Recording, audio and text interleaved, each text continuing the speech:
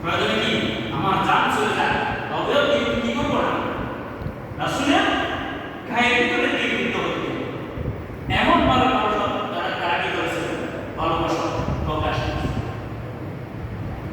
তো এখন তো আমাদের মাঝে রাসূল নাই, আমাদের করণীয়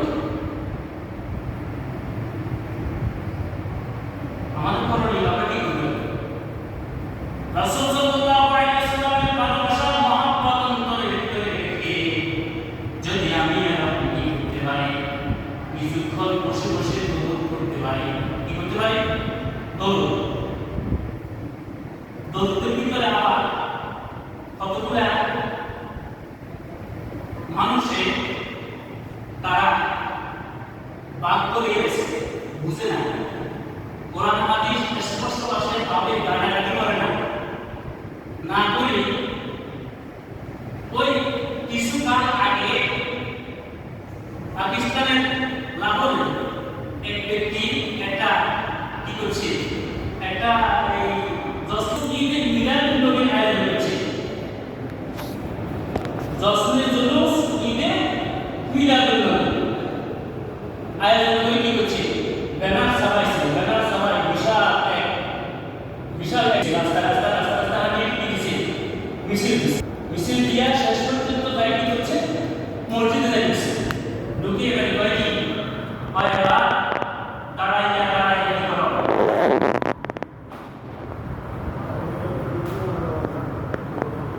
দরুদটা কিয়াম করো, কিয়াম মিলাদ করো। তখন এই ইয়েটাকে কেন্দ্র করে, এই অবস্থাটাকে কেন্দ্র করে তারা কি করে, এই দিন আসলে রবিবারের 12 তারিখ আসলে কি করে, হাসি ফুর্তি করে, মজা করে, আর দাঁড়ায় দাঁড়ায়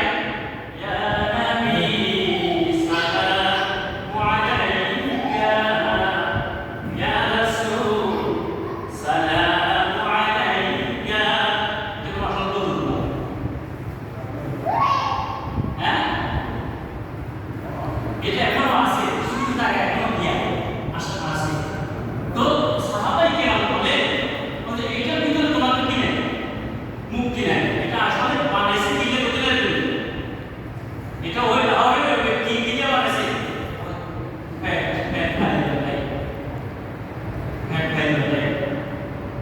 এটা করলে মানুষের মধ্যে আমাদের নিয়মত বড় আলেম আমাদেরকে ভাইকে খায় খায় কিছু করছে, জোরে জোরে করে দোয়া করে বলতেছে, আসলে যে সময় ইয়া নবী সালামু আলাইকা বলতেছে, এই সময় কি হবে, রেডিয়ারে এমনি লাইতেছে, অর্থাৎ বুঝাতে চাইতেছে যে আমাদেরকে যে আসলে আমি কিসের জন্য এটা করতেছি, প্যারালা করতেছি, মানুষের দৃষ্টি দেখবো যে আমার প্যারালার জন্য আমি করতেছি, আমার বেশি বেটা, এই জন্য তারা কি করে, এরকম করে, এই আয়োজনটা করে, আপনাদের হাসি ফুর্তি করে। দেখেন না, একটা মিলাদের আয়োজন যদি হয়, দোয়াদের আয়োজন বিশেষ করে দেখেন, এই জিলাপিলে করি, কখনো মিষ্টিলে করি, কখনো আগে বেশিরভাগ চেষ্টা দিত, তিনি মাত্রে বানাই দিত, হ্যাঁ, পিনিলে করি, অনেক জায়গায় দেখা গেছে পিঠা পিঠি করে বা রান্না করে হাসি করে একেবারে কি হয়ে গেছে, অনেক বড় লঙ্কা লাগিয়েছে, অনেক বড় কি দিয়ে গেছে, হ্যাঁ, এই দঙ্গ লাগিয়েছে, দেখা যায় বুঝে এসেছে, মানুষের কি আস্তে আস্তে বুঝে এসেছে, বিদায় এগুলো কমে যেতেছে। যাই হোক, আল্লাহ তাআলা মানুষ আমাকে আপনাকে সঠিক পথে নিয়ে যাওয়ার জন্য এই সমস্ত দ্বন্দ্বগুলো লাগাই দিয়ে দিতেছে, আমাদেরকে সঠিক পথে নিয়ে যেতেছে। হুজুর আমরা কি করব, যদি বলেন এটা হয় না, এটা হয় না, আমরা কইলে আমি করব, আপনারা যদি বলেন যে হুজুর আপনি দাঁড়ায় দাঁড়ায় একবারে বহুত করে তো আল্লাহ মন্দিরে বড় দিন পারবেন ইনশাআল্লাহ, এখনো পারবেন ইনশাআল্লাহ। আরশাকা কাবা মদিনা, আরশাকা কাবা মদিনা, কাবা কাবা মদিনা, জান্নাতুল বাকি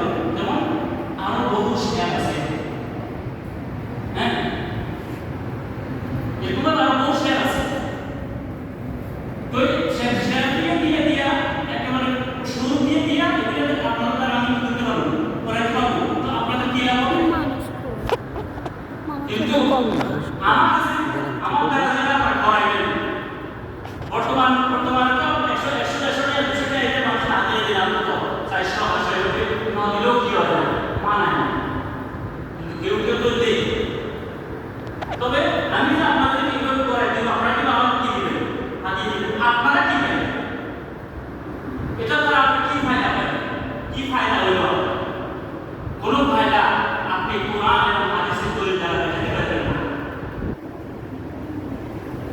তাহলে আপনি চ্যালেঞ্জ দিলাম এইটা করার জন্য যে আপনার ইতিহাসে বলা আছে এরকম একটা হাদিস আমাকে দেখাবেন, একটা কোরআন আয়াত দেখাবেন, আর আমিও দেখাবো যে এটার বিপরীতে কি করবে আমি আপনাকে আহ্বান করব, আমিও দেখাতে পারবো ইনশাআল্লাহ। কোরআন আমার মাঝে আছে, হাদিস আমার মাঝে আছে, আমরা কোরআন নিয়ে বসে বসবো, হাদিস নিয়ে বসে বসবো। হ্যাঁ, হাদিস খুলবো, কোরআন খুলবো, খুলে দেখাবো যে আল্লাহ তাআলা আমাদেরকে কি করার জন্য বলছে, এটা করার জন্য আল্লাহ তাআলা আমাদেরকে বলছেন কিনা।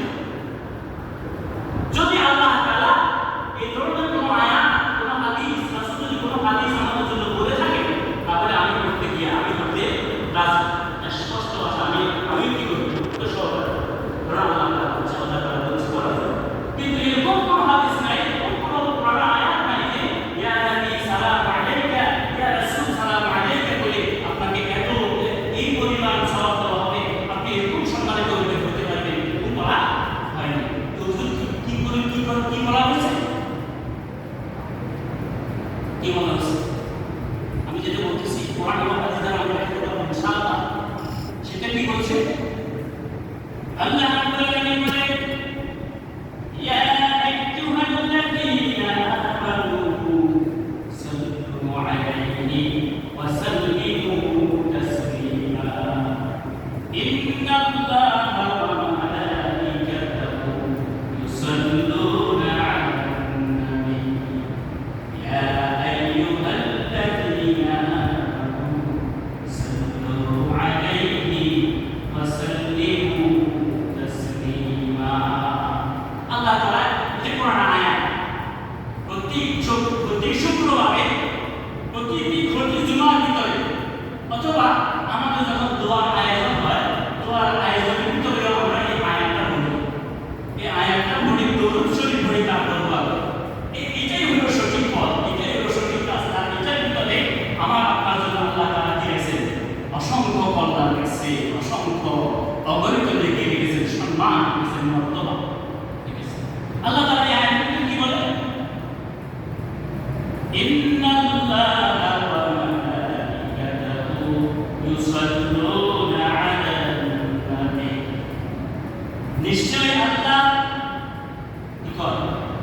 নিশ্চয় আল্লাহ এবং ফেরেশতাগণ নবী সাল্লাল্লাহু আলাইহি ওয়াসাল্লামের উপর দরুদ পড়ে। কি করে? কি করে? ইয়া নবী করে, কথা বলছি, ইয়া নবী করে, কথা বলছি, কি বলে?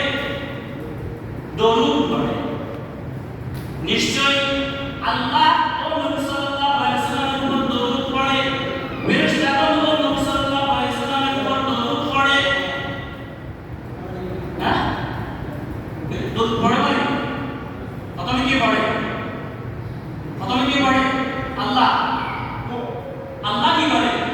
দরুদ পড়ে নবী সাল্লাল্লাহু আলাইহি ওয়াসাল্লামের উপর। সুবহানাল্লাহ। আল্লাহ নবী সাল্লাল্লাহু আলাইহি ওয়াসাল্লামের উপর দরুদ পড়ে। আল্লাহ নিজেই বলতেছেন ইন্নাল্লাহা ওয়া মালাইকাতাহু ইউসাল্লুনা আলান নবী। নিশ্চয় আমি আল্লাহ এবং ফেরেশতাগণ আমার নবী মুহাম্মদ রাসূলুল্লাহ সাল্লাল্লাহু আলাইহি ওয়াসাল্লামের উপর দরুদ পড়ে। সুবহানাল্লাহ। তাহলে এই আয়াত দ্বারা বোঝা যাইতেছে যে আল্লাহ তাআলা আমাদেরকে সমাধান দিচ্ছেন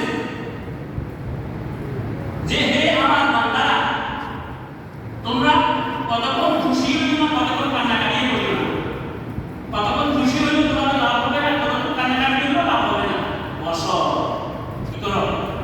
ধ্যান এবং ধ্যান দিয়ে বসো, বসি কি করো? কতক্ষণ দরুদ পড়ো। কতক্ষণ কি পড়ো? দরুদ পড়ো। তো দরুদের মধ্যে অনেকগুলো দরুদ, অনেক দরুদ আছে।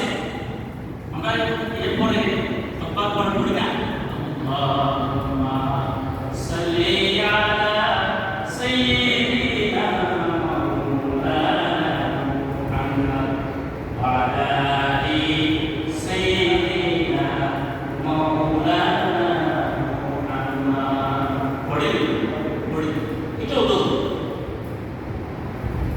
এটাও কি একটা দরুদ, ছোট্ট দরুদ। তবে এটার ভিতরে ফজিলত কম। সবচেয়ে বেশি ফজিলতপূর্ণ দরুদ হচ্ছে কোনটা? দরুদ ইব্রাহিম। কোনটা? দরুদ ইব্রাহিম, যেটা আমরা নামাজের ভিতরে পড়ি। কিসের ভিতরে পড়ি? প্রত্যেকটা নামাজের ভিতরে। নামাজ ফরজ হোক, ওয়াজিব হোক, সুন্নাত হোক, নফল হোক, যে নামাজই হোক না কেন, যদি নামাজের ভিতরে এই দরুদটা দিয়া পড়া না হয়, অর্থাৎ কোন দরুদটা?